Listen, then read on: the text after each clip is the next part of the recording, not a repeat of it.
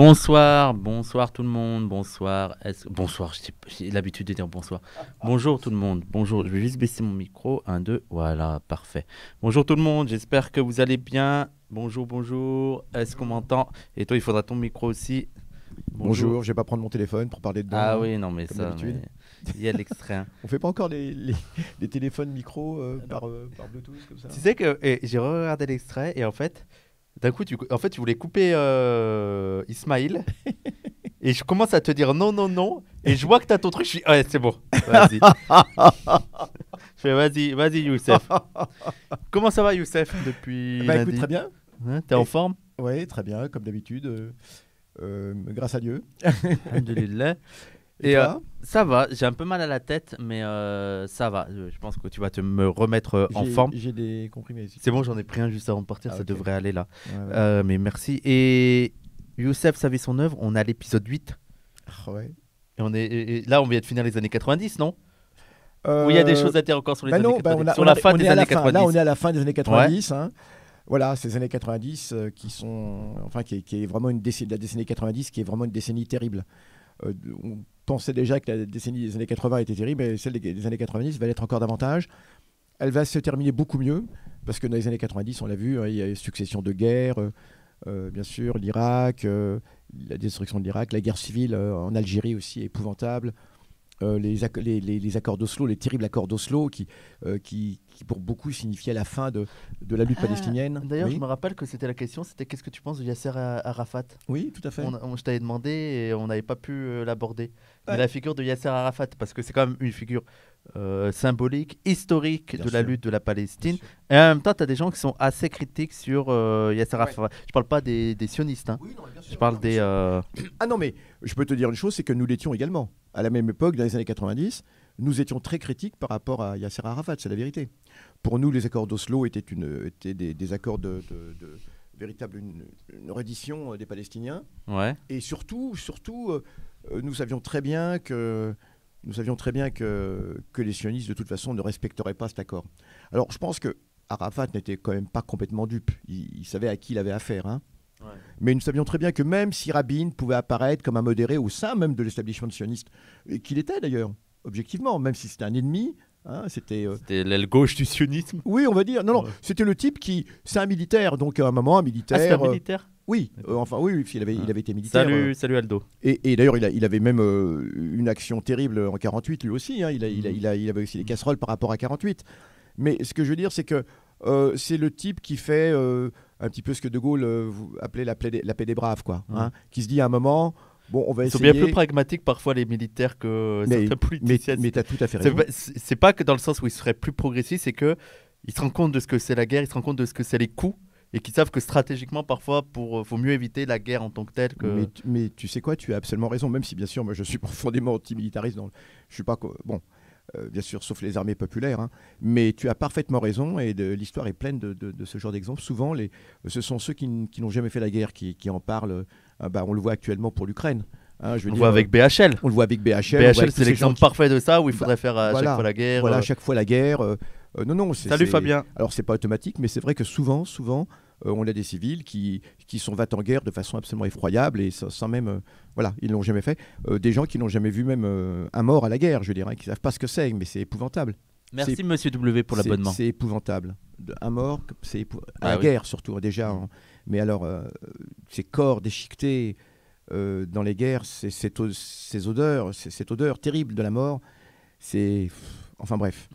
Et donc, du coup, ce que je veux dire, c'est qu'on pensait qu'effectivement, Arafat, c'est la vérité, pendant les accords d'Oslo, nous pensions que c'était un traître, disons-le, que Dieu ait son âme, hein. Je voudrais juste faire une parenthèse. Oui. Il y a Deleuze a écrit un texte grandeur de Yasser Arafat en 83, mais justement en 83, il avait encore cette figure bien sûr. de révolutionnaire. Oui, et surtout 83, c'était... en 83, c'est Arafat qui quitte Beyrouth, auréolé de sa résistance, parce qu'Israël n'a pas réussi à prendre Beyrouth. Il y a eu un accord international. Certes, Israël a accepté, mais c'est parce qu'Israël se rendait compte que pour prendre Beyrouth, il y aurait énormément de pertes. Ouais. Hein, l'armée israélienne encerclait Beyrouth. On peut bombarder Beyrouth sans arrêt par les airs, par la mer et par la terre, mais au bout d'un moment, il faut y aller, il faut rentrer. Et là, ça aurait été une autre paire de manches, parce qu'il y avait quand même 10 000 combattants qui attendaient. 10 000 combattants palestiniens, plus des milliers d'autres combattants libanais qui attendaient de pied ferme l'armée israélienne. Ouais. Alors pour C'est autre éviter, chose. bien sûr, surtout dans une guerre de guérilla en ville, une guerre de guérilla qu'il connaissait parfaitement, parce qu'il l'avait pratiquée pendant toute la guerre civile, pendant 10 ans. Hein. Donc voilà, on n'allait pas la leur faire. Mais pour éviter des destructions terribles de Beyrouth, parce que Sharon avait promis de détruire Beyrouth, de raser Beyrouth, hein, si jamais les Palestiniens ne se retiraient pas, Arafat a accepté. A accepté de se retirer avec ses hommes de Beyrouth. Et donc, il y a ces images d'Arafat quittant Beyrouth, mais invaincu. Hein, invaincu. Et voilà. Et donc, Deleuze avait écrit ce texte, parce qu'évidemment, il y avait une fierté extraordinaire des Palestiniens qui venaient de tenir tête, et les Libanais, la gauche libanaise, qui venait de tenir tête à une des premières armées du monde. Voilà. Alors, Arafat, dans les années 90, autre chose, il y a les accords d'Oslo. Beaucoup de Palestiniens contestent ces accords d'Oslo. L'organisation, le FPLP, la conteste, etc. Et pour nous, on trouvait qu'Arafat, c'était une véritable reddition. Même quelqu'un comme Edouard Saïd à l'époque, qui pourtant était, se voulait démocrate, etc., c'est pas le plus radical. eh bien, dénonce les accords d'Oslo. Ouais. Hein, Mahmoud Darwish également. Donc, on a les deux grandes figures de la culture palestinienne qui elles-mêmes dénoncent cela. Donc voilà. Et on ne savait pas trop où il voulait en venir, Arafat. On se disait, mais c'est pas possible. Comment d'abord les Israéliens, même quand bien même cet accord serait signé, jamais ils vont accepter, jamais ils vont le tenir, jamais ils vont le respecter jusqu'au bout, puisqu'ils n'ont jamais respecté un seul accord depuis 1948. Pourquoi voudrions-nous qu'ils acceptassent cet accord maintenant ?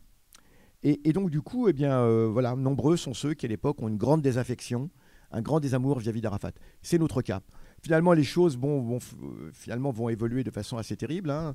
Elles vont évoluer. On voit bien qu'Arafat, finalement, a une idée. Et d'ailleurs, il a raison. Il a raison.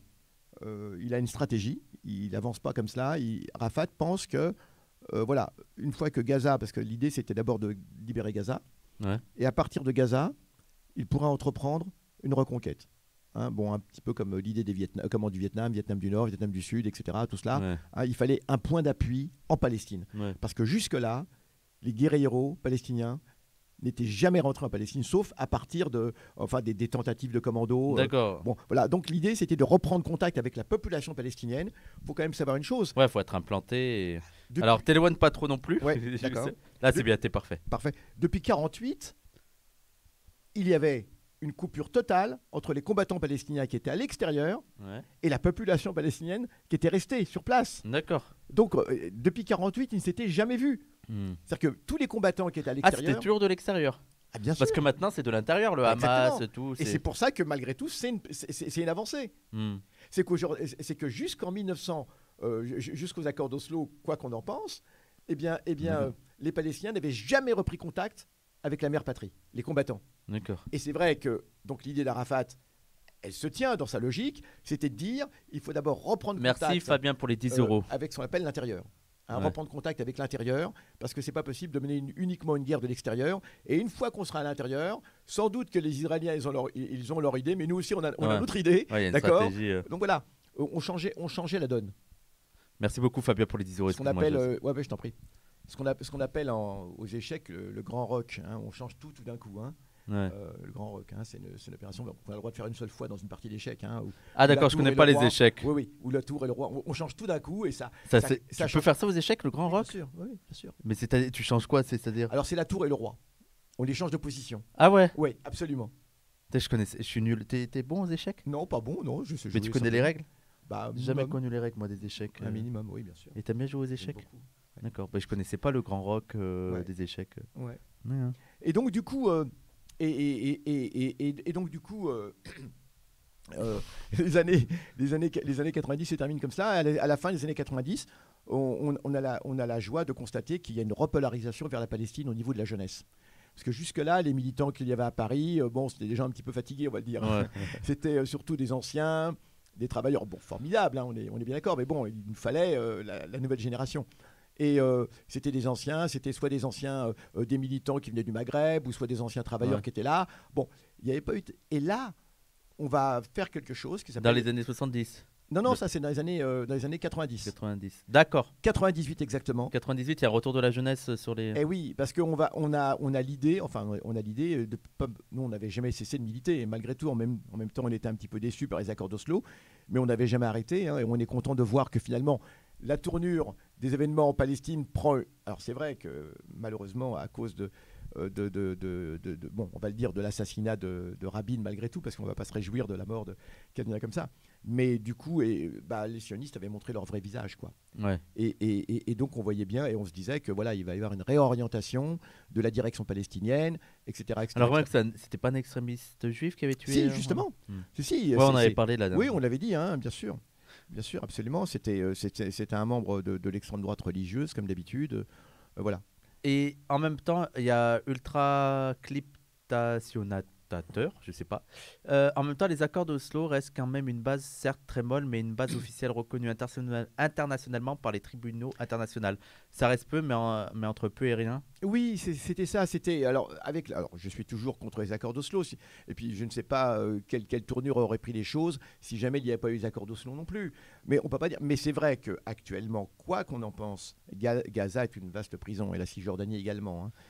Gaza encore plus. Les accords d'Oslo, ça disait quoi en gros? Alors, les accords d'Oslo, en gros, on s'acheminait vers un État palestinien. Ouais. En fait, à Gaza et en Cisjordanie. 2 États en gros qui. Oui, c'est ça.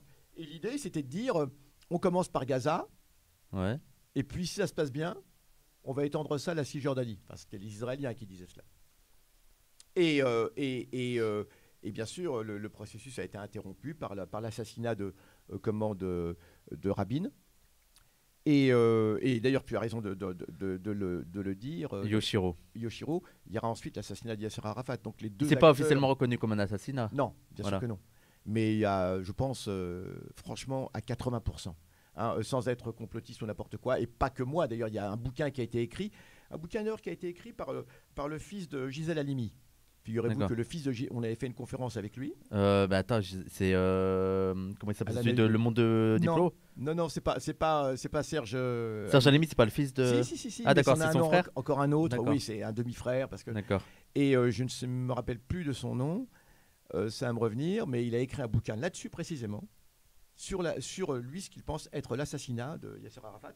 D'ailleurs, nous avions fait une conférence du pire à l'époque là-dessus, avec lui et puis Marcel Franciscan, qui est un grand militant de la Palestine, qui est médecin, hein, qui est même professeur de médecine, et qui, lui, est convaincu également, et qui avait une idée même sur la façon dont Arafat avait été assassiné. D'accord. On pourra en reparler. C'est empoisonné, en gros. Oui. D'accord. Et parce que c'était extrêmement compliqué, ils l'ont empoisonné alors qu'Arafat était encerclé dans la Moukata. Comment ont-ils pu faire? Alors, comme Arafat recevait des délégations étrangères qui venaient de soutenir, l'idée était de dire que, en fait, parmi les délégations étrangères, eh bien, il y avait une taupe qui lui aurait transmis un virus par la poignée de main, disposant de l'antidote, puisque Israël avait déjà utilisé ce poison contre Khaled Meshal en Jordanie. Un agent du Mossad avait essayé d'assassiner Khaled Meshal dans la rue, hein, alors qu'il était en Jordanie, en lui inoculant un poison dans l'oreille. Ah ouais? Ouais. Mais avec quoi? Eh bien, avec une sorte de piston, de sorte de seringue comme ça, rapidement comme ça. Sauf que le type s'était fait choper aussitôt, heureusement. Chaud. Et la Jordanie, le roi de Jordanie, du coup, avait été pas mal. Il avait exigé immédiatement d'Israël qu'elle transmette l'antidote du poison. Ah ouais. Sous risque de rupture totale des relations. Et Israël s'était exécuté. Israël avait donné l'antidote et ça avait sauvé Khaled Meshal. Ah, putain. Voilà, dans la rue comme ça. Et donc là, ça serait poignée de main. Oui, absolument. Ça, c'est l'hypothèse la plus évidente parce qu'il y avait quand même des soi-disant pacifistes israéliens qui venaient, etc. Sinon, on ne voit pas comment. Voilà. Alors, n'oubliez pas que quelques jours avant l'assassinat, Sharon et Netanyahou appelaient à peine à quart mort au meurtre de. Et ça veut dire quoi à Carmo? Oui. D'accord, à Carmo. Oui. Au meurtre de. Oui, bien sûr. Rabin. Ah bien sûr. Oui, bien sûr. Ah bah oui, il y avait. Mais il était connu, Netanyahou, déjà à l'époque? Oui, bien sûr. Oui, bien sûr. Oui. Il y avait une campagne absolument incroyable qui montrait par exemple Rabin déguisé en Hitler. Rabin, c'était Hitler parce qu'il était en train de vendre la Palestine aux entre guillemets nazis palestiniens. Voilà, c'était une campagne effroyable. Mais ça a été préparé. À chaque fois d'Hitler pour n'importe quoi, c'est grave. Hein. C'est grave. Vous savez, les assassinats politiques, c'est ça. C'est-à-dire qu'on prépare l'opinion, on la chauffe, et ensuite il y a n'importe quel fou qui agit. On n'a pas besoin, oui. Et Ouais. c'est pour Oui, ça c'est ça, c'est que. Non, mais Bien c'est un peu évidemment. ça aussi les attentats d'extrême droite. Et après, Mais tu dis, c'est pas exact. moi, j'ai pas dit. Mais en fait, t'es en train exactement. de. On chauffe, on crée un milieu, et après, des fous, malheureusement, il y en a plein. Enfin, des fous, excusez-moi pour les fous. Oui, Enfin, on va dire des gens déséquilibrés. après, ouais, non, mais ça, c'est un autre débat. Mais je lis des trucs sur les fous où t'as des gens militants fous qui disent, ah non, faut utiliser le terme fou. Tu vois, donc, bref. Ouais, c'est Voilà. vrai qu'on ne sait pas On exactement. sait pas exactement. Ouais, ce qu'il faudrait c'est vrai, utiliser parce que comme terme. finalement, fou, c'est péjoratif. Hein, Ouais, donc, ouais. Mais les eux, gens ils sont en qui mode, ont- bah, justement, non, c'est pas grave. Bon, je sais Ouais, pas. Mais bref, faut voir c'était les une choses. parenthèse. Alors, Et donc, donc, à la fin des années 90, on se retrouve et nous décidons de relancer une campagne. On se dit, c'est bon, on a l'impression qu'il y a un frémissement, il y a une volonté, on le voyait à droite à gauche, dans les facs, etc. Ça commençait à reprendre comment l'intérêt pour la Palestine. Et là, on se dit, on va faire quelque chose. Et même groupe d'amis de militants. c'est 2 ans après. 98, on dit donc. Hein. Et les accords d'Oslo, c'est 96. Oui, en fait, les accords d'Oslo, c'est toute la décennie parce que ça a commencé par les accords de Madrid, par la conférence de Madrid, ensuite c'est 94, les accords d'Oslo, 93-94, bon, enfin bref. Ouais. Voilà. Bon, en tout cas, ça s'échelonne sur toute le... Enfin, ça a commencé par les accords de Madrid, en fait, la conférence de Madrid. 93 Oslo, ouais. Ouais. D'accord. Mais, et puis après la mise en place, bon bref. En tout cas, l'assassinat de Rabin sonne le glas des accords d'Oslo. Et en 98, eh bien, on relance cela et on décide de relancer la question de Palestine par la question fondamentale que pose la Palestine. C'est quoi ? La question fondamentale qui agite n'importe quel Palestinien. Le droit au retour. Exactement, le droit au retour. C'est la question fondamentale. Hein. Tout le C'est reste, la question qui détermine tout. En fait. c'est la question qui détermine tout. Ouais. Puisqu'il y a avant et après l'expulsion des Palestiniens. Parce que ça, c'est un truc qu'ils veulent pas affronter, notamment les sionistes de gauche. Et bien sûr. Parce que, bah oui, ça va poser des problèmes, quoi. Le droit au Évidemment. retour, de restituer les terres, tu vois. Eux, ils voudraient qu'en mode, bon, allez, vas-y, on oublie tout et c'est bon comme ça. Voilà. Allez, on fait comme si rien n'avait existé. C'est bon, on fait la paix. Allez, go. Voilà, on c'est fait vraiment la ce paix, truc-là. Une paix sèche, qu'on appelle Ouais. une paix sèche comme ça. Ouais, t'es là, en Ça mode, n'aurait aucun sens. ouais. Et le camp David, il y a eu le camp David. Oui, il y a eu d'autres accords. Il y a eu Camp David. Il y a eu non, Camp David c'était avant. Camp David c'était avec l'Égypte. Ah ouais, c'est avant les Oslo. accords de Camp David. Ah, bien sûr, c'est dans les années 70. C'est la fin des années 70. C'est les accords avec l'Égypte, entre Israël et l'Égypte. D'accord, je connais pas moi. Ouais. C'était l'accord. D'ailleurs, malheureusement, ça a été la première faille dans le front arabe. C'est-à-dire que, eh bien, ça a été après la guerre de 73. Hein, Sadat, Anwar al-Sadat, va acheminer l'Égypte vers un accord avec Israël. Sadat, c'est un traître, non? Il est considéré comme traître par effectivement les militants de la Palestine. Il n'y avait pas eu une histoire un peu chelou entre lui et Nasser? Ah bah, Il n'y a pas des soupçons? Oui, alors il y a peut-être des soupçons. Bon, c'est toujours la même chose, comment Nasser est mort, etc. Enfin bon, bref. Ouais. Mais moi je pense que Nasser c'est quand même une mort naturelle parce qu'il était vraiment exténué au travail. Ouais. Son cœur a flanché. Et D'accord. voilà. Je dirais pas la même chose pour le président Boumedienne, qui D'accord. était parfaitement sain et voilà. Bref, toujours est-il que Sadat va conclure ce qu'on appelle les accords de Camp David avec Israël et en échange, Israël va restituer le Sinaï qu'il avait pris aux Égyptiens en 67. Et en échange, l'Égypte va être complètement neutralisée, donc le plus grand des pays arabes va être complètement neutralisé par rapport à la cause palestinienne, puisqu'ensuite, on le voit bien jusqu'à aujourd'hui, où l'Égypte, avec Sisi en plus, cette dictature, contribue à l'étouffement de Gaza. Merci à toi, Mehdi. Alors en 98, on décide de repartir de plus belle pour le militantisme et on va faire ce qu'on appelle la campagne pour le droit au retour. Ça commence comme cela. Campagne pour le droit au retour des Palestiniens. Sous le mot d'ordre, nous retournerons un jour. Parce que c'est le titre de beaucoup de choses. C'est le titre d'abord de poèmes palestiniens, de livres, d'un film, Sanaout, je reviens, etc. Cette idée du retour, elle est très importante. Déjà dans les années 50, après la création d'Israël, il n'y avait encore aucune structure. Merci Technolapin, bonjour Père Castor. Bonjour. Donc il y avait encore aucune structure parce que les Palestiniens c'était que des réfugiés. Il a fallu du temps pour que les Palestiniens se reconstituent. C'était la sidération dans un premier temps. Jusqu'à 63, la création du Fatah. C'était la sidération. C'était tellement énorme la Nakba. Tous les Palestiniens étaient dispersés dans des camps. Vous savez que jusque dans les années 50 et même 60, on a des familles qui se recherchaient encore. Ouais. Des gens qui avaient été dispersés dans la Nakba qui se recherchaient. Et dans les radios arabes, il y avait des appels, mon cousin, machin, si tu m'entends et tout. Et c'était très poignant même, hein, des gens qui se cherchaient comme ça. Voilà. Et donc, toujours est-il que les Palestiniens vont reprendre l'initiative à partir de petits groupes de commandos. Vraiment, c'était des choses spontanées qui se faisaient, hein, qui tentaient de revenir en Palestine, hein, et qui traversaient les frontières comme ça. Et tous ces petits groupes qui n'étaient encore pas unifiés, etc., hein, il n'y avait pas encore... tous ces petits groupes portaient tous des noms qui avaient trait au retour. D'accord. Les aigles du retour, etc.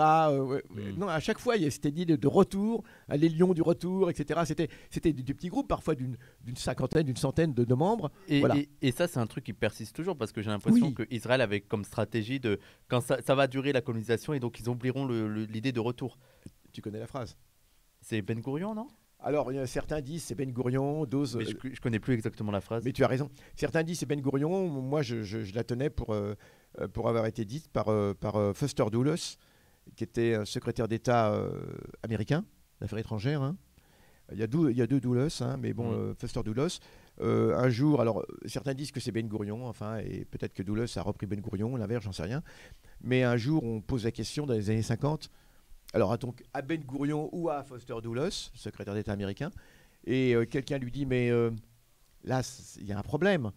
Il y a un problème parce qu'il y a tous ces réfugiés, là. Il y a ces centaines déjà 800 000, c'est énorme pour l'époque. Hein.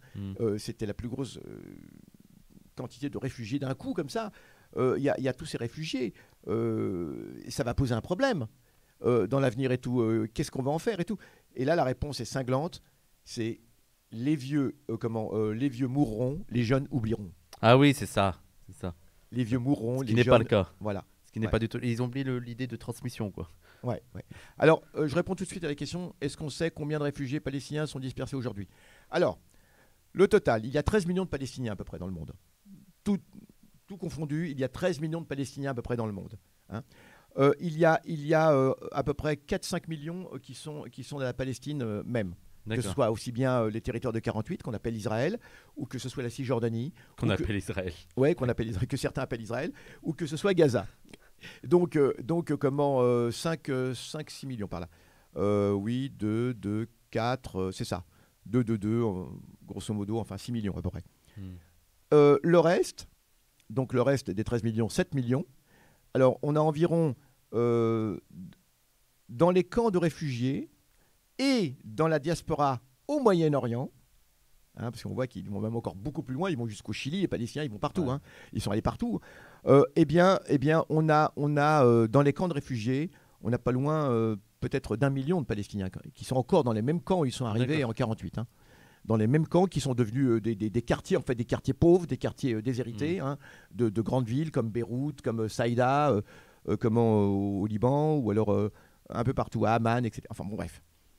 Là, on a à peu près, peut-être plus qu'1 million, peut-être 1,5 million. Le reste sont dans les pays du Moyen-Orient, pas forcément dans des camps, mais il y a des gens qui sont hors des camps et qui ont le statut de réfugiés. Parce que c'est l'UNRWA qui prend en charge les réfugiés. Mais on peut être réfugié sans être obligé de vivre dans le camp. Ça veut dire qu'on a le statut de réfugié, ça veut dire qu'on n'a aucune nationalité. Souvent, on n'avait aucune nationalité. On a un passeport, hein, absolument. Et donc, voilà, c'est compliqué.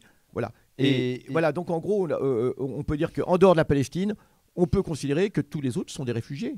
Et je voudrais donc préciser, 7 millions. Je voudrais préciser, parce qu'il y a des gens qui vont dire ouais, c'est un peu ridicule ce truc du droit au retour pour des gens qui ne sont jamais nés là-bas et tout.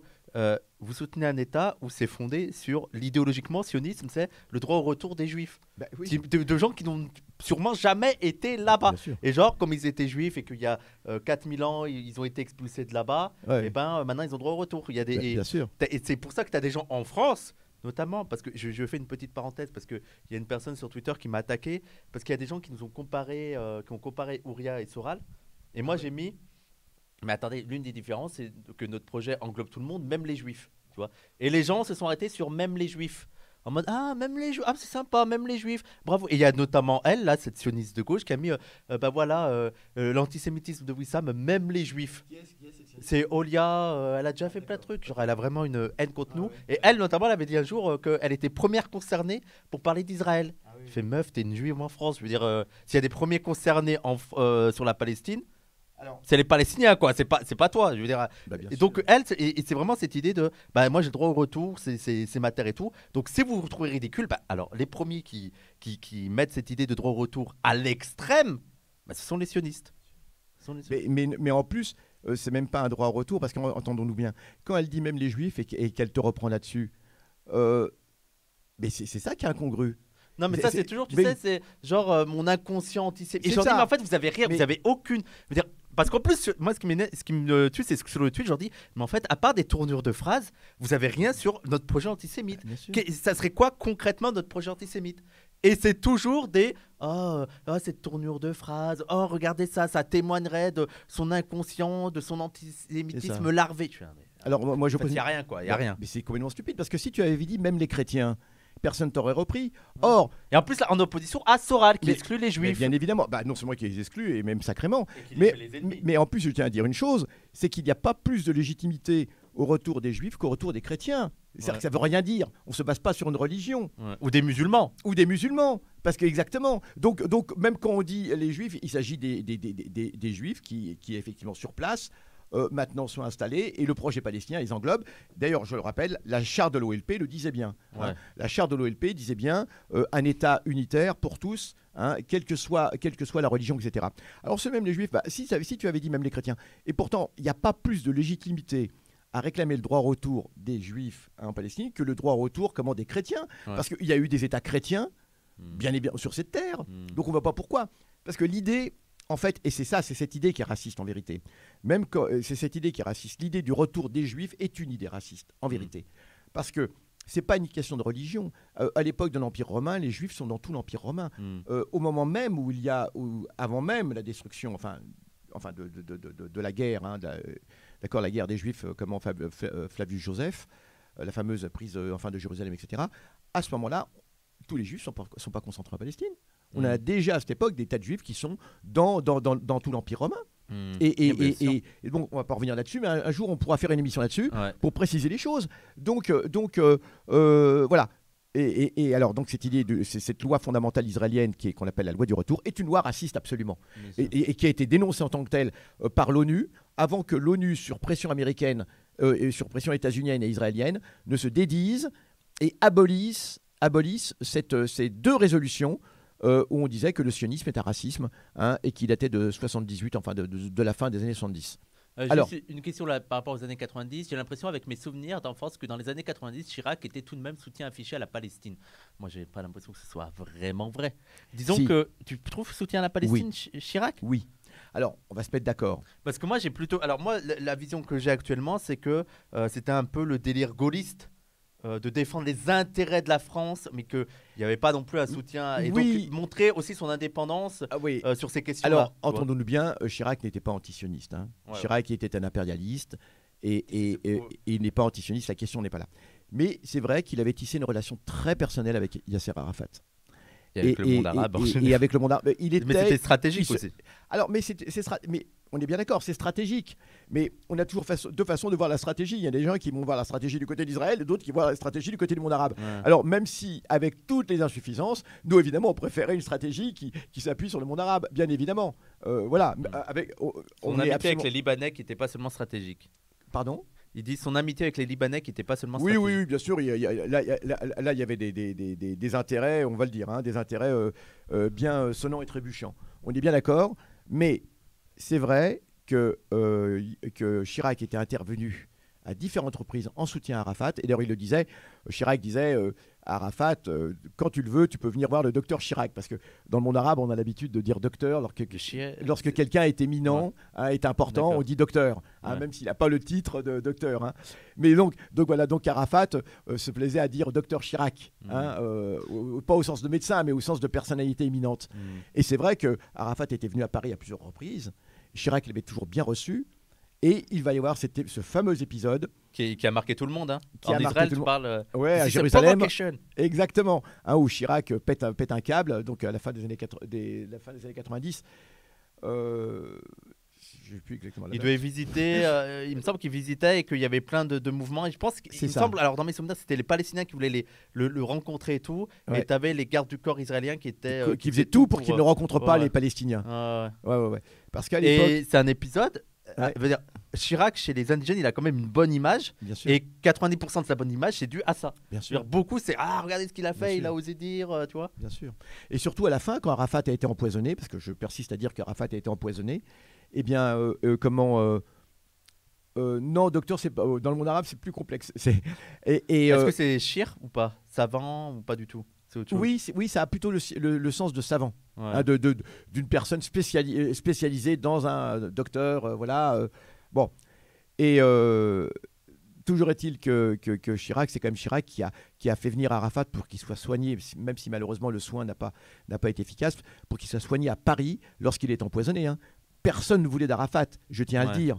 Et quand Arafat, quand on l'a empoisonné, parce que moi je persiste à dire qu'il a été empoisonné, Chirac a envoyé un avion spécial pour aller chercher Arafat en Palestine.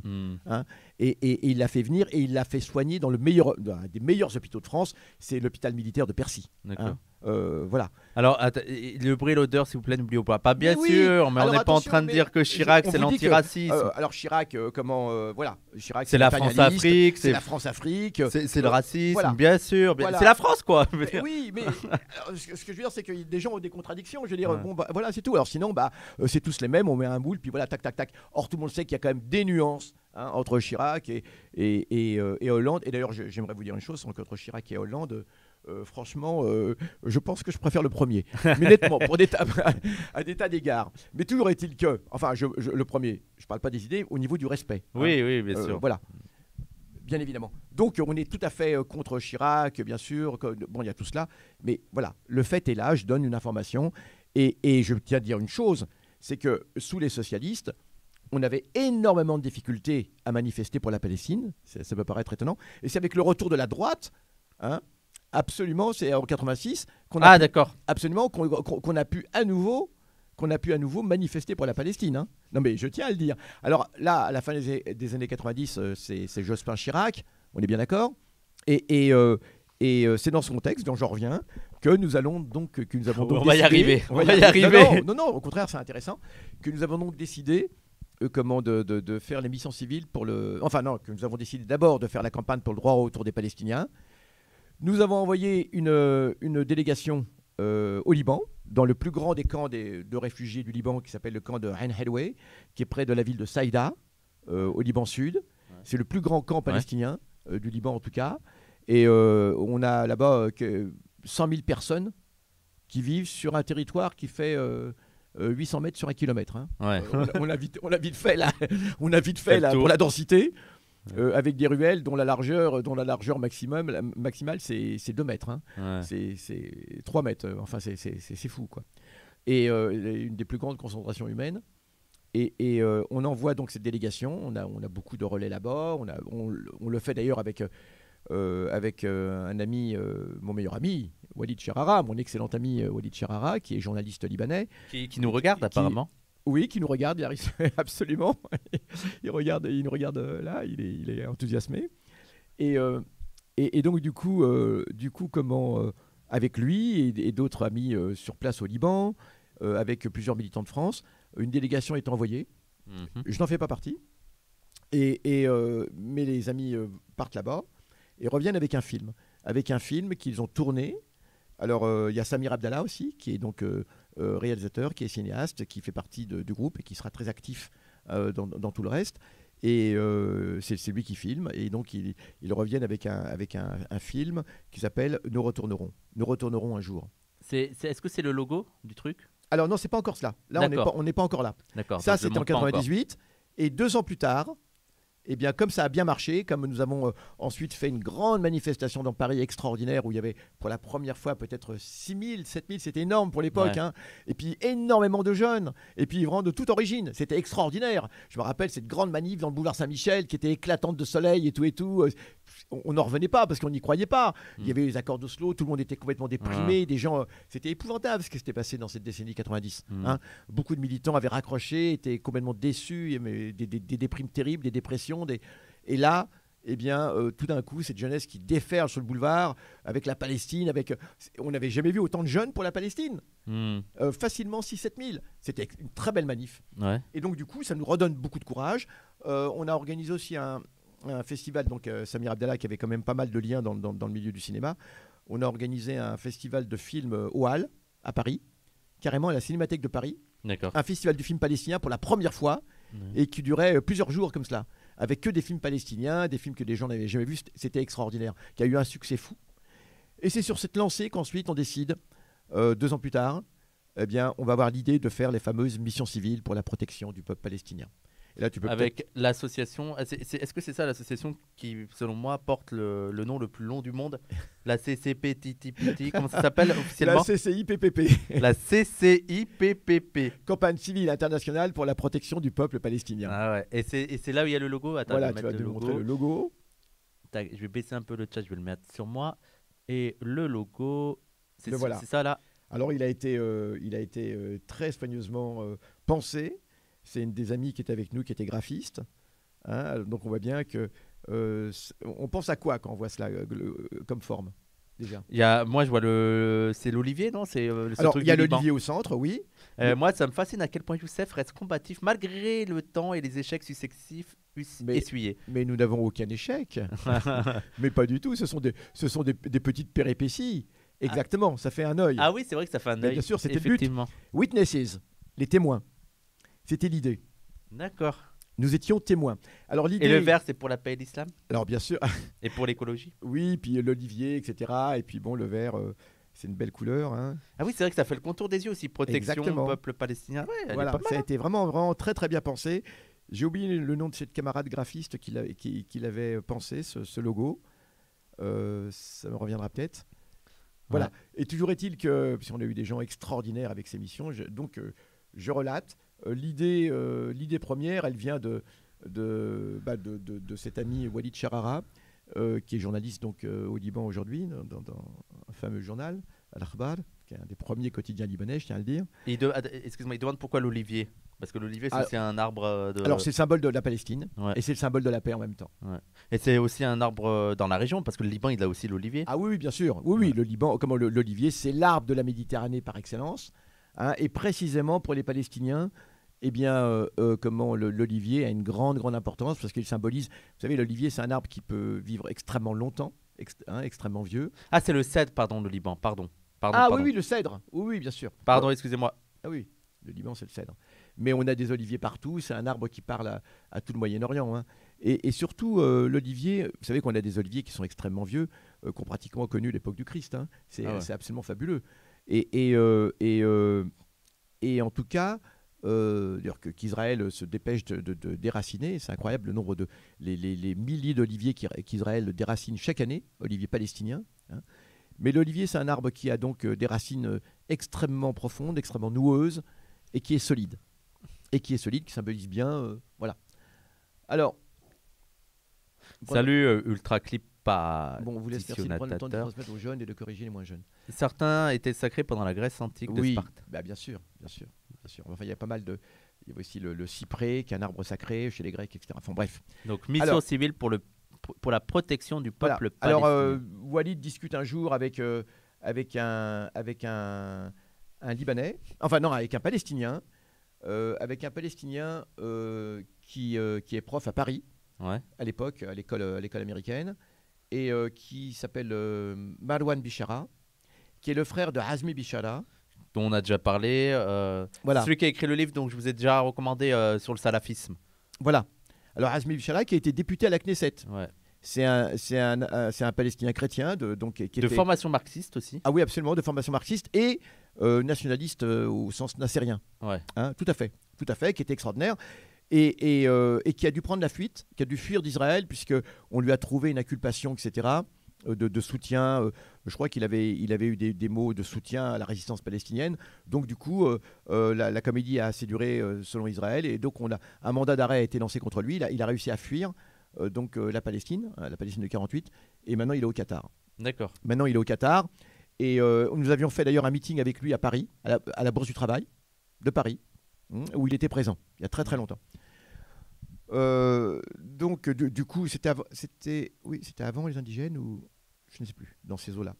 Et donc, toujours est-il que Walid discute avec le frère de Hazmi, donc, qui lui Bichara, vivait à ouais. Paris, etc. Et on se disait, qu'est-ce qu'on pourrait bien faire pour la Palestine? Et là, il y a l'idée qui sort. Hazmi, Marwan Bichara, Marwan dit, il faudrait envoyer des témoins sur place. Et comme il disait en anglais, il pensait des gens en anglais, il disait witnesses, hein, envoyer des témoins en Palestine. Parce qu'à l'époque, et d'ailleurs je vais peut-être vous lire un petit peu deux, trois lignes là, qui expliquent bien la raison sociale des missions civiles. Et parce qu'à l'époque, eh bien, l'idée c'était effectivement, on est dans une phase particulière de répression. Les Palestiniens vont lancer ce qu'on appellera la deuxième intifada à l'époque. Ouais. Et donc, du coup, je vous lis. Et donc, du coup, la répression s'intensifie.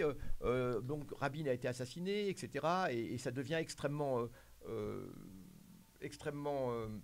intense. Ouais. La répression, il y a des morts. Et les Palestiniens se lancent dans ce qu'on appellera la deuxième intifada, qui, je tiens à le dire. Alors ton micro juste bien, parce que là t'es vraiment là à côté. La seconde intifada, qui, je tiens à le dire, c'est vrai, a été préparée par Arafat. Ouais.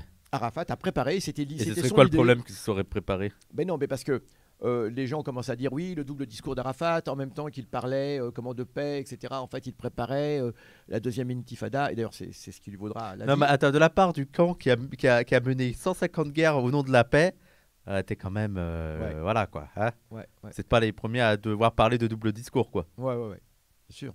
Alors, très rapidement, voilà, le déracinement des oliviers, maintenant de l'Espagne à la Chine des oliviers. Au sens nassérien, oui, nationaliste au sens nassérien du président Nasser, donc avec deux S, hein, comme Youssef. Et comment.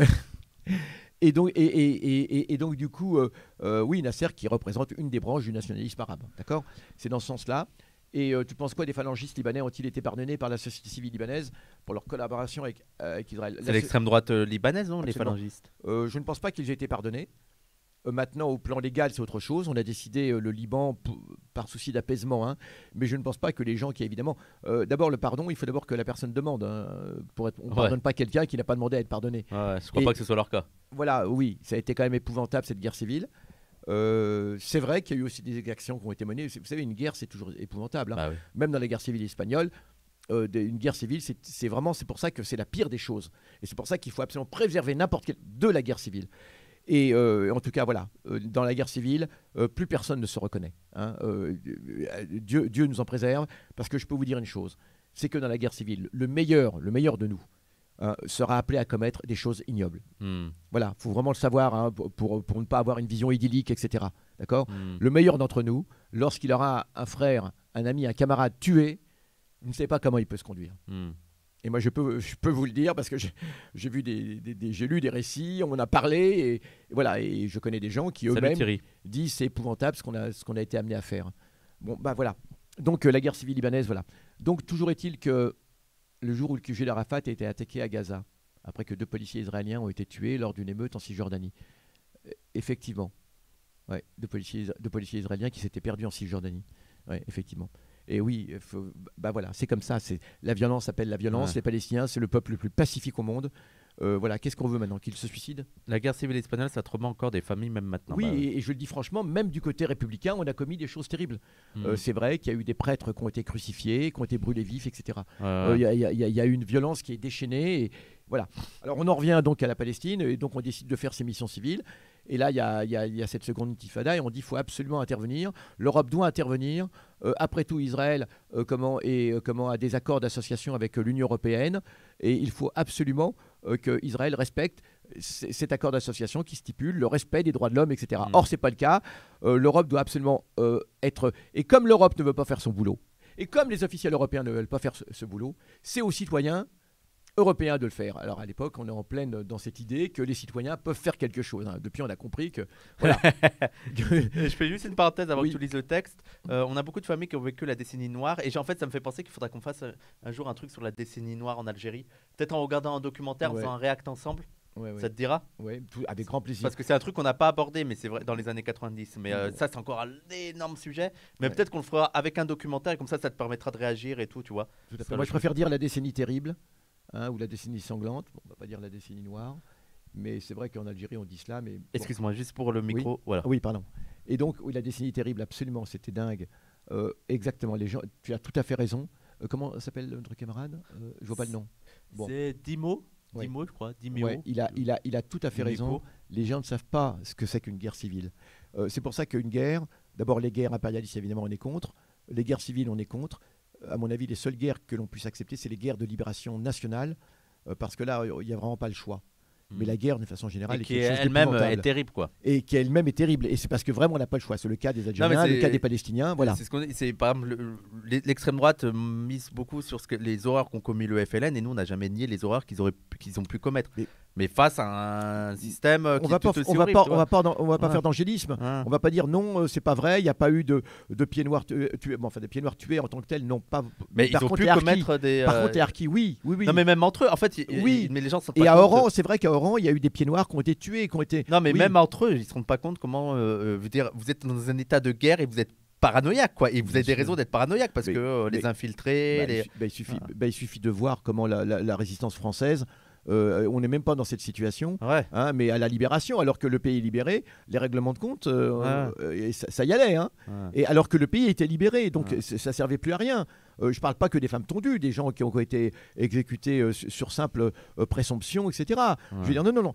Les armes, c'est toujours à manier avec une énorme précaution. Et les armes de la libération peuvent aussi très souvent devenir des armes de l'oppression. Mais en tout cas, les luttes de libération nationale, ça c'est indiscutable. Elles sont légitimes parce qu'il n'y a pas d'autre moyen. Mais c'est la raison pour laquelle personnellement, alors je vais peut-être m'attirer des foudres de beaucoup, mais je suis contre la guerre civile en Syrie. Alors des deux côtés, alors bien sûr le régime est responsable, on est bien d'accord et tout. Mais pour moi, il fallait absolument éviter. Une guerre civile, on ne la contrôle plus.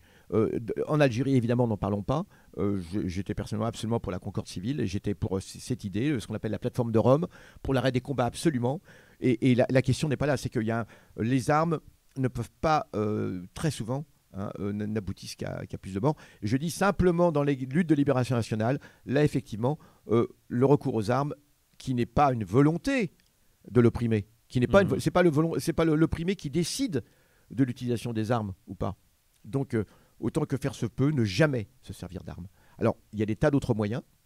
Il y a des grèves, il y a des mouvements populaires de protestation, il y a ce qu'on veut, des sit-ins, et même si celui d'en face utilise des armes, faut savoir que voilà, il faut pas s'en servir parce que c'est la pire des choses. Après, on la contrôle plus. Voilà. Bon, alors donc toujours est-il que les missions civiles, on va faire cela, on va commencer cela. Et je vous lis juste bien dans le micro, s'il te plaît, Youssef. Ouais. Alors voilà. Campagne civile internationale pour la protection du peuple palestinien. Donc on se réunit et donc très rapidement ce copain Walid Sharara avec Hazmi Bichara, avec Marwan Bichara discute de cela. L'idée est retenue et puis aussitôt Walid informe la bande habituelle. Nous étions toute une bande de militants français d'origine maghrébine ou arabes du Moyen-Orient, ou arabo-berbères du Maghreb comme on voudra et une petite bande d'une dizaine, on se retrouve et on discute de l'effectivité, de comment on va faire cela. Samir Abdallah, qui est très lié au mouvement social en France, etc., tout le mouvement associatif, va aussitôt mettre sur le coup des gens d'associations françaises formidables qui ont droit de vente, Jean-Claude Amara, Jean-Baptiste Hérault, droit au logement, pas mal d'acteurs donc sociaux vont être aussitôt intéressés à cela et on va organiser une grande réunion pour mettre en place ce qu'on appellera les missions civiles. Alors, c'est quoi la définition des missions civiles ? La campagne civile internationale pour la protection du peuple palestinien est née en juin 2001, au moment où l'offensive coloniale et répressive israélienne passait à une nouvelle étape, dont les objectifs ne tarderont pas à être explicitement déclarés, entre guillemets, terminés 1948. C'était ça l'idée que disaient les... C'est toujours ça. C'est toujours ça d'ailleurs. Nous ne pouvons pas rester indifférents ou impuissants devant une telle catastrophe, devant la forfaiture des institutions internationales, leur complicité ou leur manque de volonté. Les citoyens de par le monde multiplient les initiatives de soutien à la lutte du peuple palestinien pour sa survie et ses droits. Une des initiatives majeures est la constitution de missions civiles internationales pour la protection du peuple palestinien. Ces missions se rendent dans les territoires palestiniens occupés pour observer, témoigner et intervenir pacifiquement dans des actions de résistance à l'incroyable déni de droits subi par le peuple palestinien. Oui. Voilà, c'était ça, hein, on va dire notre raison sociale. Bon, à l'époque, c'est comme ça qu'on formule les choses et qu'on lance les choses. Et alors, concrètement, comment ça se passe? Juste auparavant, il y a eu le forum social à Gênes, un grand forum social où il y a eu la mort d'un militant d'ailleurs, d'un militant italien tué par la police. On s'y rend, Samir et moi, et on commence à distribuer des tracts là-bas, parce qu'on savait que Beauvais devait y aller également. Donc on commence... José Beauvais. Parce oui. que là, je crois qu'on a compris Beauvais. Oui. Beauvais, José Beauvais, bon, pas mal d'acteurs comme ça. Et c'est là qu'on commence à distribuer le tract qui demande aux gens de partir en Palestine et donc de nous contacter. Voilà. Alors l'idée est la suivante. On a des correspondants dans la Palestine de 48, alors qu'ils soient palestiniens ou israéliens juifs, d'ailleurs, hein, qu'ils soient israéliens entre guillemets palestiniens ou israéliens juifs, mais qui sont évidemment des anticolonialistes. Et le principal d'entre eux, l'excellent Michel Warschawski. Michel Warschawski, qui est un militant pro-palestinien, je vais pas dire même... Il est israélien, lui. Il est israélien. Voilà. Au départ, il est français. Alors c'est vrai que lui, effectivement, était allé vivre là-bas. Il est de sa famille de Strasbourg. Il n'est pas né en Palestine. Mais il s'est destiné à des études de rabbin, je crois, même au départ. Ouais. Oui. Mais ensuite, évidemment, il va s'orienter vers l'extrême gauche, vers le Matzpen, vers l'extrême gauche antisioniste en Israël. Et il va constituer quelque chose qui s'appelle l'AIC, Alternative Information Center. Mais auparavant, il était au Matzpen. Et avec son épouse, Léa Tsemel, qui est une avocate. Il y a un film qui a été fait sur elle absolument extraordinaire. Une avocate formidable qui a toujours défendu les Palestiniens. Hein. Donc avec eux, entre autres, eh bien, on va mettre en place un réseau. On va mettre en place un grand réseau sur place en Palestine. Et ce réseau eh bien, va permettre à des gens d'arriver en Palestine et ensuite d'être acheminés vers les territoires occupés, la Cisjordanie, et là-bas de mener leur action. Et donc le premier groupe va partir. Hein. Le premier groupe va partir en juin. Et c'est un groupe, d'une cinquantaine quand même de militants. Et là, on va voir les photos. Alors, dans ce groupe, il y a beaucoup d'acteurs du mouvement social français. Mais il y a aussi des avocats, des journalistes, il y a des étudiants, il y a des jeunes, un peu partout, de toutes parts viennent des gens. Il y a des gens qui sont... Est-ce que vous êtes prêts à voir Youssef jeune? Non, c'est pas encore celle-ci. Tu veux pas que je monte celle-ci? Non, si, mais après. Pas elle. Non, est-ce que tu peux... Ah ouais, tu peux pas les voir là. Tu peux pas les voir. Attends. Non, ça c'est après. Parce que j'ai... Ça? Non, avant encore. Alors. Celle avec José Beauvais. Ah d'accord. Non, encore, avant. Donc c'est elle. Non, voilà, celle-ci, et puis il y en a même une autre avec José Beauvais. Bon, alors montre celle-ci plutôt. Ah, tu veux que je monte l'autre avec José Beauvais? Non, d'abord celle-ci. Ouais. D'abord celle-ci. Bah elle est là, elle y est. Ah, les gens la voient. Oui. Alors voilà, donc on a sur cette photo, vous reconnaissez José Beauvais. Juste à gauche de José Beauvais, on a... là alors, la dame qui est derrière. Elle, là. Voilà. Elle, c'est Evelyne Sirmarin. C'est une juriste. L'excellente juriste. Celle avec les lunettes. Absolument. Et elle était secrétaire, d'ailleurs, pendant longtemps, ou présidente, je sais plus, du syndicat de la magistrature. Et elle est juge pour enfants. Et elle a tenu à venir avec nous. Elle est excellente, hein, formidable. À gauche d'elle, on a Marcel Franciscane. Celui qui a les lunettes aussi. Voilà, qui est professeur de médecine, qui a été résistant à l'âge de 15 ans, hein, quand même, qui était professeur de médecine à Bichat. Et qui, lui, s'est spécialisé pendant la guerre du Vietnam, donc qui est militant politique, pro-palestinien. Il n'est pas sur la photo, Youssef, les gens. Ils disent on ne voit pas Youssef sur la photo. Il n'est pas là. Mais non, parce que justement, dans cette première mission, je n'y suis pas. D'accord. Parce que, voilà. Mais là, ils sont en Palestine. Oui, absolument. Là, ils sont en Palestine. Je vais vous dire pourquoi je n'y suis pas. Donc, on a Marcel Franciscane, je rappelle, donc à gauche, qui lui était spécialisé, qui avait fait un grand rapport au tribunal Russell pour juger les crimes américains au Vietnam. Et qui avait fait tout un rapport sur les gaz de combat utilisés par les États-Unis au Vietnam. À droite de José Beauvais, on a Jean-Claude Amara. Celui qui est chevelu là. Voilà. Oui, je sais qu'on voit pas, c'est pour ça que là je vous décris. Celui qui est chevelu avec le gilet noir. Voilà, Jean-Claude Amara de droit devant, l'excellent militant Jean-Claude Amara de droit devant, militant de très longue date, hein, qui est franco-maghrébin et qui est vraiment formidable. Et grâce à lui, je pense, on a pu avoir beaucoup de monde. Voilà, il y a la gauche altermondialiste, ça. Voilà, c'était toute la gauche. Alors, je vais vous raconter justement ce qui s'est passé avec moi. Donc du coup, voilà. Et donc, non, moi, je suis à la logistique à Paris, à ce moment-là, la première mission. Hein. Pourquoi ? Parce que je veux dire franchement, je ne voulais pas aller en Palestine.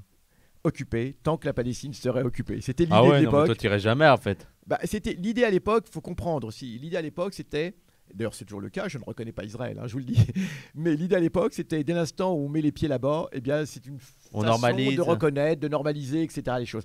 Et c'est quelque chose, faut comprendre, dans lequel j'ai été élevé, ou je me suis élevé, je veux dire, depuis des jours auparavant, les années 80. Hein. Je veux dire, c'était très très difficile pour moi de dire voilà, je vais aller. Et je disais, il n'y a aucune raison que moi j'y aille, alors que les Palestiniens ne peuvent pas y aller. D'accord. Hein. Et donc, c'était cette idée de.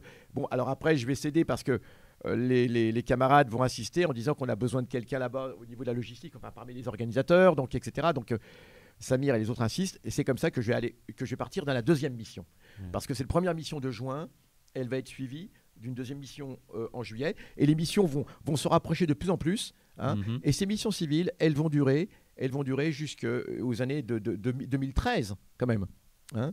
2013, pendant plus de 10 ans, 2013-2014, hein, et les missions civiles, les nôtres, parce qu'il y en avait aussi d'autres pays, parce qu'aussitôt, il y a des missions qui venaient aussi d'autres pays. Au même moment, des gens d'autres pays ont eu l'idée, hein, de faire ces missions. Hein. Et là, on voit José Bové en train de se Alors, battre. Alors voilà, c'était extrêmement chaud. L'idée, c'était à chaque fois que des soldats israéliens interviennent. Et ben nous, on vient et on s'interpose. Ah, d'accord. Et on dénonce. Et en se basant sur le fait qu'on a des passeports européens, en disant Israël prétend être respecter les droits de... Donc on est là. Un petit peu, voilà, on est là, nous, et on est là pour dire le droit et pour être témoin de la répression que subit le peuple palestinien, vu que nos États ne veulent pas le faire. Donc on va faire le boulot de nos États. Hein, et on va les mettre au pied du mur, nos États. Et on va forcer l'Union européenne à prendre des dispositions. D'abord, exclure Israël de l'accord d'association, hein, et prendre des mesures énergiques pour qu'enfin le droit prévale. Alors, on n'en était pas encore à la libération de toute la Palestine, mais on se disait que déjà, c'était pas mal. Déjà qu'on ait un responsable politique, un grand militant blanc en plus, comme José Bové, en Palestine, en train de se battre avec les soldats israéliens, elle est classe la photo. Ah non, mais il y a le film. Parce que ça, c'est tout ça. Alors, je vais vous donner ensuite les références. Le film est sur une page Facebook que j'ai montée. Ah oui, ça fait qui s'appelle Mission civile en Palestine, et sur laquelle vous pouvez aller sur Facebook. Et il y a là tous les films que nous avons réalisés. Et c'est extraordinaire. Et ça, c'est le premier. Qui s'appelle Voyage en Palestine. Tu voudrais qu'on les regarde? Si c'est possible. Les prochaines fois, on regardera. Ah oui, la prochaine fois, hein, d'accord. Au moins des extraits. Ça dure combien de temps? On prendra des extraits. D'accord. Hein. On prendra des extraits parce qu'ils sont longs. Hein. Tout ça est très très Youssef, long. monteur des coloniales avant l'heure. Mais c'était extraordinaire. Alors là, ce qui se passe là, je peux vous commenter cette photo. Les gens la voient, cette photo? Oui, ils la voient là. Alors là, il se passe que José Bové est donc la première action de cette première mission qui arrive en Palestine. Vous savez, en Palestine, il y a ce qu'on appelle des checkpoints, des barrages. Il y a des centaines de barrages militaires qui pourrissent complètement la vie des Palestiniens, où ils ne peuvent plus avancer. Il y a des barrages, on les contrôle et ça peut durer des heures ou n'importe quoi. Et toujours est-il que ce jeune Palestinien que vous voyez sur la gauche, en noir là, il était en voiture avec sa femme. Ils allaient à l'hôpital parce que sa femme était sur le point d'accoucher. Et donc, il allait un peu vite, évidemment. Alors soi-disant, ça n'a pas plu aux soldats israéliens, alors que d'habitude les colons font ce qu'ils veulent. Hein. Mais là, comme c'était un Palestinien, aussitôt il l'arrête et il a beau leur dire, écoutez, ma femme doit absolument aller à l'hôpital pour un contrôle. Ils n'en ont cure et il décide, pour le punir, de le faire sortir de la voiture, de lui intimer l'ordre de s'asseoir au soleil sur une pierre pendant tout le temps que eux désireront. C'est absolument incroyable. Ça fait partie des... c'est l'arbitraire. C'est la cruauté que vous ne pouvez pas imaginer. Parce que ça, encore, c'est pas très... Mais il y a une cruauté des soldats israéliens. Moi, j'aimerais qu'on le dise à ces gens-là qui disent oui, même, etc. D'accord. Il y a une cruauté des soldats israéliens. Je ne sais pas où ils sont allés la chercher. Mais je peux vous dire, moi, j'ai vu des choses. Hein, on m'en a aussi raconté des terribles. Je parle même avant même de tuer, je veux dire. Hein. Il y a une cruauté. Je n'arrive pas à comprendre. Il y a quelqu'un qui dit c'est fou la différence avec aujourd'hui, ce serait impossible maintenant. Mais oui, imaginez une personne. Mais en fait, il y a juste à voir Martinez, qu'elle était allée en Palestine et qu'il était revenu. Il avait parlé de Naplouse et tout. Et moi, ce qui me choquait, c'est que tu avais des gens à gauche qui avaient condamné Martinez. Mais bien sûr. Genre les sionistes de gauche qui étaient en mode c'est une honte Martinez qui soutient le récit, les récits antisémites sur Israël. Je suis genre, mais vous êtes. Ça va pas, non. C'est bien sûr. C'est ouf. Et il faut savoir comment. C'est pas l'armée la plus morale du monde. Et en tout cas, Bové je vous le dis, a été extrêmement courageux, même si je ne suis pas d'accord avec lui maintenant. Je l'avais dit. Ouais, toujours. mais c'est ce que Mais tu- il mais a à été l'époque, il a eu extrêmement courageux. Donc nous l'avons rencontré, donc nous avions de très bonnes relations avec lui. Hein, on le voyait, donc on se voyait souvent et tout et tout. Mais enfin, au moment des missions. Mais ce que je peux vous dire une chose, c'est qu'il était extrêmement courageux et peu d'hommes politiques ont eu son courage. Fallait accepter d'y aller. Ouais. Surtout que il y allait au titre de la Confédération paysanne. Hein. Là, Et- c'est l'époque où il était basé. Oui, bien sûr, et il était lié à ce qu'on appelle Via Campesina, la Confédération paysanne française, est liée à un énorme mouvement de paysans mondial, qui Altermondialiste. s'appelle, ouais, absolument, qui s'appelle Via Campesina, qui réunit des millions de personnes sur Terre, hein, Ouais. des millions de paysans sur Terre, avec des réseaux extraordinaires, etc., et qui luttent aussi pour un autre type d'agriculture. Le film d'Avi Mogradi avec tous les témoignages d'anciens soldats est terrible. Je sais pas si tu le connais. Oui, le oui, film. bien sûr. Ouais. Bah, ce pauvre Avi Mograbi, c'est Mograbi, qui d'ailleurs avait été pris pour un Palestinien par des soldats israéliens D'accord. et qui l'ont roué de coups de façon D'accord. effroyable parce qu'il l'avait pris pour un Palestinien et qui m'a manigancé quelque chose. Voilà. Ah ouais. Oui, oui, oui. Est-ce que tu veux qu'on montre les autres photos? Alors bien sûr, donc José Bové, alors voilà, je relate juste l'incident. Les internationaux, comme on s'appelait nous-mêmes, arrivent et ils trouvent ce checkpoint. Ils discutent avec cet homme qui était assis sur une pierre, avec sa femme dans la voiture en train de Ouais. se chauffer au soleil plus loin, et ils comprennent pas. Il leur explique que voilà, on lui a intimé l'ordre de rester assis sur la pierre, voilà, tout le temps que les soldats voudront. Et là donc Bové, il pète un câble, comme on dit, et avec les autres, eh ben, ils prennent à partie les soldats. Alors c'est très drôle parce qu'il faut voir le film où il y a Bové et les autres qui s'assiedent carrément sur le command car, le command car israélien qui l'empêche de démarrer, donc le véhicule militaire qui l'empêche de démarrer, etc. On le chope. Bon. Oui, parce que là, en fait, c'est ça, c'est jouer sur les contradictions, c'est-à-dire que Israël tuer des Palestiniens, tout le monde s'en fout, donc c'est pas grave. Par contre, ils savent que faire du mal à des Européens, ça peut être mal Voilà. vu. Voilà. Et Et ça, c'est jouer avec le racisme. Tu Mais vois. oui, Dire, mais ah oui. d'accord, il y a que les blancs qui vous intéressent. Mais oui. Alors nous, on va jouer ce jeu-là. Et c'est ça le rôle de certains blancs qui sont vraiment bien basés. évidemment. C'est ah bon, c'est comme ça. Donc moi, je vais jouer ce rôle-là. Mais tu bien vois. sûr. On sait très bien que moi, tu vas pas pouvoir faire comme avec un Palestinien. Alors après, ça a changé, mais dans un premier temps, les Israéliens ont été surpris. Ouais. Ils ont été pris de surprise. Ils ne savaient pas comment faire. Ouais. Après, ils ont compris que l'Europe, on n'avait absolument rien à foutre de nous, hein, de nos gueules. Excusez-moi Ouais. l'expression. Donc, qu'on pouvait faire, d'ailleurs, à tel point les Israéliens tueront 2 internationaux, Ah ouais. Rachel Corrie et Tom Hurdle, parce qu'après, il y a des internationaux qui sont venus du monde entier, et beaucoup des États-Unis, d'Angleterre, etc. Rachel Corrie Rachel Corrie. Ouais. sera tuée et écrasée par un bulldozer Ah alors, ouais. alors qu'elle s'opposait à la destruction de maisons. Ouais, c'était absolument épouvantable. Et Tom Hurdle, je montrerai les photos là, on pourra peut-être les voir. Tom Hurdle, enfin vous pourrez voir, Tom Hurdle qui était un Britannique, alors qu'il portait un chasuble phosphorescent. Hein, et qu'il y a des combats entre des militants palestiniens et des soldats israéliens, des combats à armes à feu. Il y a un échange de tirs et deux ou trois enfants palestiniens sont pris dans l'échange de tirs. Et Tom Hurdle donc bondit pour essayer de les sortir de là. Hein, Ouais. Ils étaient pris et il bondit et il ramène 2 des enfants, il les met en sûreté. Et au moment où il va pour aller chercher le 3e enfant, les soldats israéliens lui tirent dessus une balle dans la tête, Ah ouais. carrément, Ah une ouais, balle ouais. dans la tête. Et Donc c'est pour terrible. toi, c'était fait. Comment Pour toi, Bien sûr, intentionnel. c'était délibéré. Mais non seulement cela, mais quand le consul britannique et la sœur de Tom Hurdle viennent en Palestine pour récupérer le corps de leurs parents, eh bien, ils sont à bord d'une voiture diplomatique britannique blindée. Eh bien, les soldats israéliens, pour s'amuser, tirent à côté de la voiture. S'amusent à tirer à côté de la voiture Ouais. pour leur signifier qu'ils font ce qu'ils veulent. Ouais. Non, mais quand tu as Rachel Corrie, c'est effroyable parce que ça n'a pas été un incident. On a présenté ça comme étant un incident, mais c'est faux. On a toutes les photos. Il y avait ses camarades qui étaient là. Hein. Ça a été mûrement réfléchi. On a décidé de lui passer sur le corps. Et le D'accord. bulldozer, l'énorme bulldozer blindé, parce qu'ils ont des grands bulldozers Caterpillar. C'est pour ça qu'il fallait aussi boycotter Caterpillar, entre parenthèses.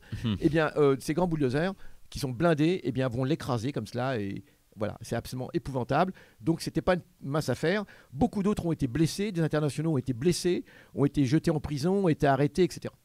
Donc, Israël a été pris par surprise. Quant à moi, 2e mission en juillet. On peut voir ta photo? Ouais. Alors, est-ce que Alors, vous êtes attends. prêt à Youssef Jeune? Voilà. Aïe, aïe, aïe. Tu fais vénère, hein? Aïe, aïe, aïe, aïe, Alors, aïe, aïe. là, je suis interviewé par. Attends, décale-toi un Ouais, petit peu ouais. comme ça. Voilà, regarde, comme ça, on voit Voilà. bien.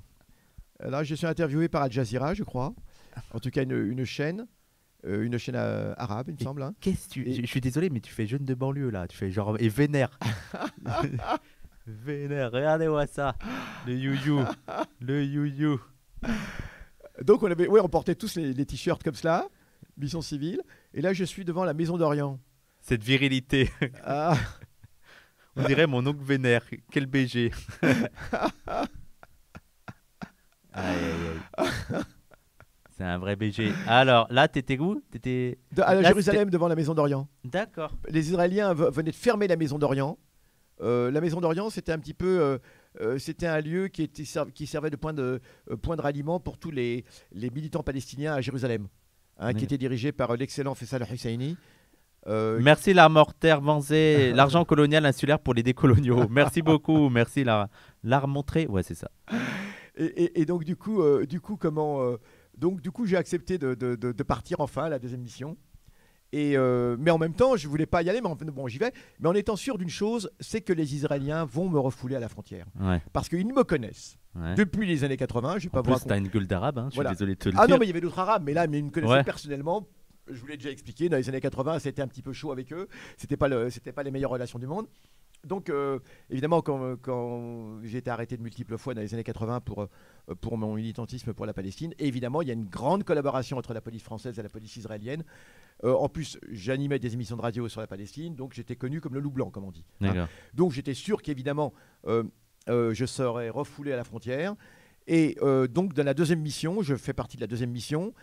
Donc il y a plus Beauvais, etc. Mais il y a beaucoup d'autres personnes formidables. Il y a Monseigneur Gaillot, qui est formidable, qui est un mais c'est le archevêque. Ouais, c'est... Mhm. Ça me dit Qui est quelque un chose. archevêque et qui est extraordinaire dans la défense des droits de l'homme en France, etc. Il y a, avec qui d'ailleurs j'ai beaucoup sympathisé, Monseigneur Gaillot, qui est quelqu'un de formidable. Et on arrive au camp de Daïché, au camp palestinien de Daïché, et c'est là-bas que nous étions hébergés. Ils ont un centre qui est formidable, qu'ils ont construit, les Palestiniens, pour accueillir les délégations étrangères. D'accord. Et c'est un camp qui est tenu politiquement par le FPLP, D'accord. qui est formidable, donc la gauche, l'extrême gauche palestinienne. Hein. Donc c'est un centre qui s'appelle le centre Phoenix. Et pourquoi Phoenix? Parce qu'il a été détruit plusieurs fois et à chaque fois les Palestiniens le reconstruisent. Ouais. Hein, donc on lui a donné le nom de Phoenix. Donc avec Gaillot, je le dis franchement, c'était extraordinaire. En même temps, nous étions dans une situation terrible. Merci la montrée Vanzé, merci beaucoup pour les 5 abonnements offerts. Et j'ai pas compris ton message, il a mis la montrée, donc c'est du créole je pense. La montrée Vanzé, ou cause pas trop créole la Réunion. Putain, il faudrait qu'on fasse une émission sur la Réunion, sur la Guadeloupe, sur Sur les les Caraïbes. territoires, Ah, les bien sûr. Caraïbes et aussi sur tous les territoires coloniaux de la France, quoi. Mais absolument. La La Kanaki, tout ça. Bien sûr. Les gens, je vais essayer de trouver le temps. Je suis désolé, on l'a toujours pas fait. Grand plaisir parce que Ouais. Il y a 150 trucs à dire Je et connais ça un montre peu- que la France est encore un bien pays sûr. colonial, quoi. bien sûr. T'es pas Non, resté. non, pas avec. Merci beaucoup. Non, la pas avec la montrée, mairie de encore. Gennevilliers, pas du tout. Alors oui, à cette époque, il y a des mairies qui commençaient à envoyer des missions, mais auparavant, c'était surtout des missions humanitaires, etc. Nous, c'est une mission donc, qui est franchement politique. Et d'ailleurs, ça va pas toujours. Bien sûr, ça va mal se passer. Enfin, ça va mal se passer. Oui et bien. Mais en tout cas, j'arrive à l'aéroport et finalement, après m'avoir fait poireauter, alors quand j'arrive, moi, on est à peu près une quarantaine. Et on va faire attendre, on va, tout le monde passe comme une lettre à la poste. Et moi, il va falloir 6 heures pour qu'il me laisse passer. Ouais. Au bout de 6 heures, il y a eu des tractations. Ils se sont dit que peut-être. Oui, parce qu'à l'époque, ils pensaient que le gouvernement français allait réagir, que le gouvernement français, effectivement, nous soutiendrait et tout et tout. Parce qu'avant chaque mission, en vérité, de temps en temps, nous passions au Quai d'Orsay.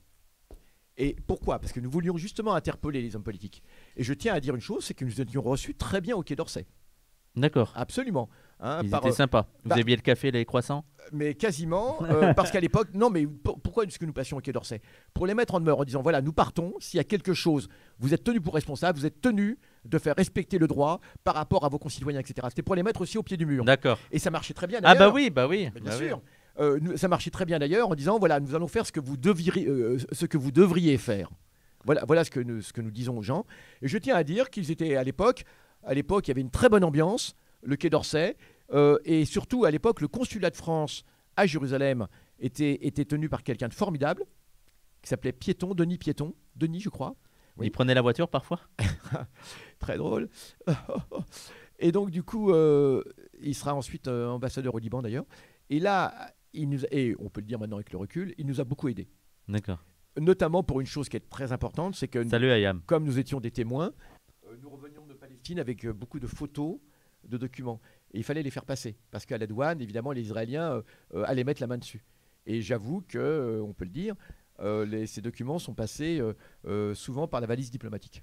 Ça peut aider parfois un petit contact Absolument, qui est par un la valise peu diplomatique. Et nous allions, pro-palestinien. avant le départ, nous allions, nous le disons, nous allions au consulat, petit rendez-vous, et nous leur donnions, leur donnions nos photos, nos films. Il faut savoir sensibles. user des contacts. Bah oui, parce que les photos et les films, le problème c'est que si les Israéliens mettent la main dessus, ils vont reconnaître des militants. Ils risquent de reconnaître des militants. On n'a pas encore eu le temps de flouter, etc. Et voilà. Donc il faut absolument que ces films et ces photos passent. Et c'est par la valise diplomatique, je tiens à le dire, de M. Chirac à l'époque. Donc, et voilà. Donc toujours est-il que ils finissent par me laisser passer, je rentre, et je me rappelle que lorsque l'avion survole les rives de la Palestine et qu'il s'apprête à atterrir à Tel Aviv, Ouais. au départ c'était l'aéroport de Lida, en vérité, eh bien je vois les vagues qui arrivent sur la plage comme ça, l'avion survole comme ça, et je me dis, j'aurais au moins vu cela. Parce que j'étais sûr que j'allais être refoulé. D'accord. Mais vous ne pouvez pas imaginer ce que c'était pour moi que de voir la Palestine. C'était un territoire rêvé, c'était depuis les années 80, et c'était inimaginable pour moi de fouler le sol de la Palestine. Occupé, certes, mais quand même le sol de la Palestine. C'est quoi la différence entre le consulat et l'ambassade? Alors Ce énorme. qui est là-bas, c'est parce que moi j'ai vu sur Twitter les Énorme. gens, parce qu'il y avait eu, tu sais, je sais pas si c'est avec la journaliste ou quelque chose, mais il y a eu des tweets, je sais pas si c'est de l'ambassade française. C'est de l'ambassade. Eh ben, Terrible. mais je suis désolé, mais il y avait 2 tweets de l'ambassade ou du consulat, mais je sais pas, mais de la France en Palestine, et ils étaient très bien. Alors c'était le consulat. Ah, parce que je sais pas ce que c'était les gens, Non, je sais plus si c'était le consulat ou l'ambassade, mais c'était vraiment non, mode de mettre l'Israël devant ses responsabilités. Genre, d'habitude, vous devez rendre des comptes sur ça, tu bien vois. sûr. Alors d'habitude, la France, et malheureusement ça a changé avec Hollande, mais la France avait pour habitude de considérer le consulat de Jérusalem comme étant une ambassade bis pour les Palestiniens. D'accord. En vérité, de faire comme si le consulat français de Jérusalem, qui est donc installé dans des locaux français, mais des locaux qui ont toujours été français, Ouais. même à l'époque ottomane. Il faut comprendre que la France était ce qu'on appelle la fille aînée de l'Église, et que la France avait un droit de regard. C'était ce qu'on appelle les capitulations qui avaient été conclues entre Soliman le Magnifique, le sultan ottoman, et puis François Ier. Ouais. Donc un accord avait été conclu, très très important, et cet accord disait, l'Empire ottoman accordait à la France disons, le droit de protection des catholiques, pas tous les chrétiens, des catholiques de Palestine. D'accord. Donc il y avait un droit de regard. Et pourquoi la France? Parce que la France est considérée comme ce qu'on appelle la fille aînée de l'Église, vous savez, dans la tradition. Et toujours est-il que la France donc intervenait lorsque les catholiques avaient des problèmes, etc. Bon, d'abord, d'habitude, ça se passait très bien avec les autorités ottomanes. Mais évidemment, quand Israël arrive, ça se passe plus très bien. Puisque Israël, pendant la guerre de 48, il ne faut pas l'oublier, a commis Alors des tu dommages. t'éloignes de plus en plus, donc Oui. tu sors de l'écran, A commis, excuse-moi. oui, a commis des dommages sur des lieux saints catholiques à Jérusalem, des lieux saints qui appartenaient à la France. D'accord. Absolument, comme entre autres Notre-Dame de France, donc la cathédrale Notre-Dame de France qui était à Jérusalem, qui a subi des tirs, qui a subi des écations, etc. Alors toujours est-il que le consulat va nous être d'une grande utilité pendant